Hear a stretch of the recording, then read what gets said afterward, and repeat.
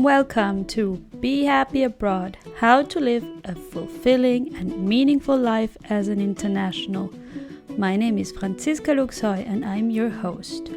Each week we explore proven strategies and insights to help you adapt, connect and thrive abroad, no matter where in the world you are. Make sure to subscribe on your favorite platform so you don't miss out. And without further ado, let's dive right in.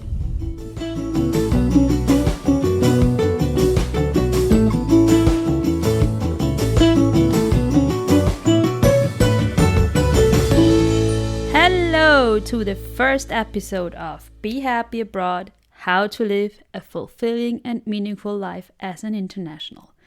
Great to have you here, and today we are exploring one of the biggest pitfalls of expatriations, one of the factors that causes the downward spiral that many of us find ourselves in after a move. Let's start with a question. Where are you at in your expat journey? Did you recently move? Have you lived abroad for a while or about to move, maybe again? Think back to that time when you made the decision to move. What were your thoughts at that time? What were your feelings? How did you make the decision to move? I want to give a glimpse of my story. For me, back in the beginning of 2011, the announcement from my husband about the job offer in the Netherlands came quite as a surprise. At that time, we were living in Copenhagen, Denmark, my husband's home country, so I was already living as an international. We both had full-time jobs at the time, and my husband was working on an assignment in Norway. So he was gone every week from Monday to Thursday. I was often jokingly saying that I moved for love and now I'm living alone in this foreign country. I was actually feeling okay at that time, but there is a grain of seriousness or truth in every joke. At my job, I was doing well career-wise. I enjoyed being with my colleagues, but at the same time, it was not my dream job. I was not super excited about it, which did have an impact on my energy and motivation levels. So, if I'm completely honest, also with myself, I think the decision to grab that opportunity to move to the Netherlands was made in a split second from my gut, from that adventurous part in me that is seeking out excitement. Anyone else here who has that little adventurer and explorer in them? Anyway, I did not actually say yes right away. My mind was quick to rationalize and say, well, that is a big decision. We need to think about it, blah, blah, blah. And of course, I found reasons rationally for why that move made sense. So there we were, in the beginning of 2011, planning our wedding in May that year and all of a sudden also planning an international move. And this is where the biggest pitfall comes in. It's complacency. See, at that time of my life, I was excited, hopeful, ready to explore. Considering all the challenges that might come my way was not on my radar. I was complacent. I underestimated the impact that this move would have on me, psychologically, emotionally, mentally. And that is my point here. This is very common. Complacency is a common pitfall in expatriations. The reason this is happening is twofold. We are so excited about that move looking forward, we can't even fathom anything might go wrong. We are simply blind to what a big transition and change in life this is. Not looking at the potential challenges is just more comfortable in the moment. That was the first reason.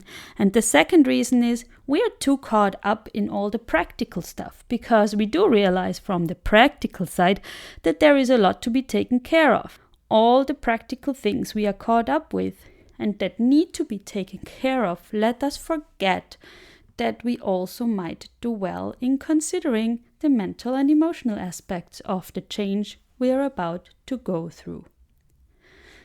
So what is it that is happening around an international move. We all are aware of the cultural change. Culture shock is a well-known concept. So we might even prepare ourselves with an intercultural training or language course, often paid for by the company that sends us. So why is it still that hard? Is that preparation not enough? I think there is a more overlooked aspect that not many of us think about. It is the accumulation of life changes that we are going through that cause a compound effect, that cause distress and disorientation. In my work, I use the social readjustment rating scale, or Holmes and Rahe stress scale, to visualize that compound effect of stressing life events. This scale includes 43 different life events and gives them a score between 0 and 100, indicating how stressful or disorienting or disruptive each of them is. The score also indicates how hard it is to readjust after the event happening. The death of a spouse is mentioned as the most stressful event that can happen in life and has a score of 100. What is noteworthy here is that also desired or even pleasant events cause stress because they are still disruptive in their own way and require readjustment to daily life. So a vacation is listed with a score of 13 and major holidays with 12. And of course, these numbers are not cut in stone. There are many factors influencing what is perceived as more or less stressful by each individual. Plus, I am certain that some life events are even more stressful in the case of an international. For example, vacation is often combined with family and friends visits, feeling the pressure to catch up with everyone. Plus, travel is typically frequent in a life abroad, so we often have this disruption of everyday life. Additionally, some of the things that are part of an international move or expat life aren't even in that list.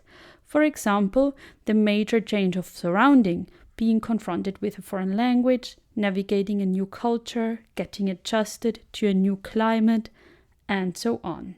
So, this score is not the ultimate truth, but it gives a good indication. So, how can we use this scale?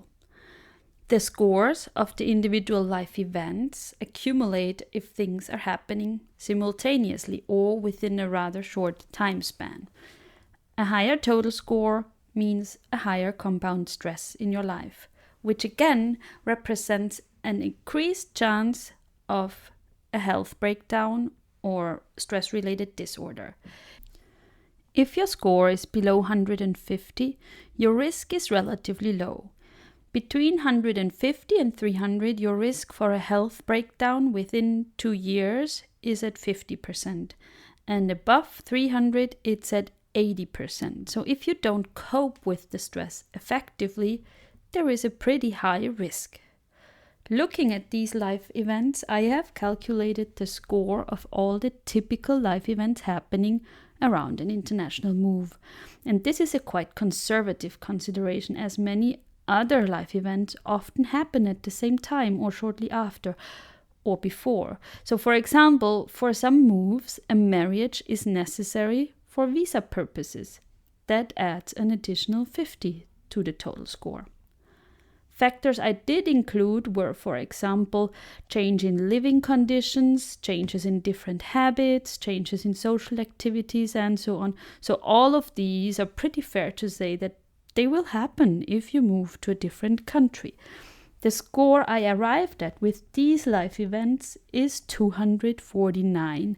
So back to the ranges from before, this means a 50% chance of a health breakdown within 2 years. I have also calculated my personal score for the move from Denmark to the Netherlands in 2011. In that context, I added some things to the list before, for example, our wedding. So marriage adds 50 points to the total score. And I arrived at a total of 347 for our move from Denmark to the Netherlands. So just the stress around the move is already in the range of 80% risk of health breakdown. Then I went through the stressful experience of an unsuccessful job search abroad, taking up work that I was overqualified for, and the subsequent effect on my self-confidence and self-worth, an experience that many internationals can relate to, sadly. And from that list, I don't even have a score for these factors. About a year after our move, I was pregnant, a score of 40.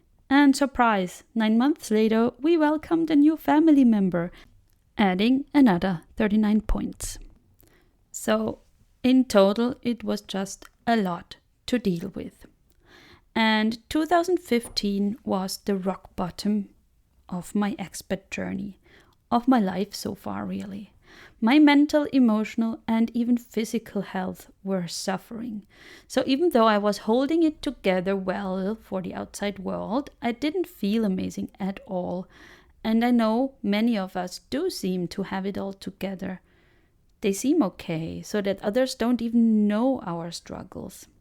Physically, my immune system was very weak. I had constant colds, was feeling low in energy, and it was hard to get out of bed in the morning.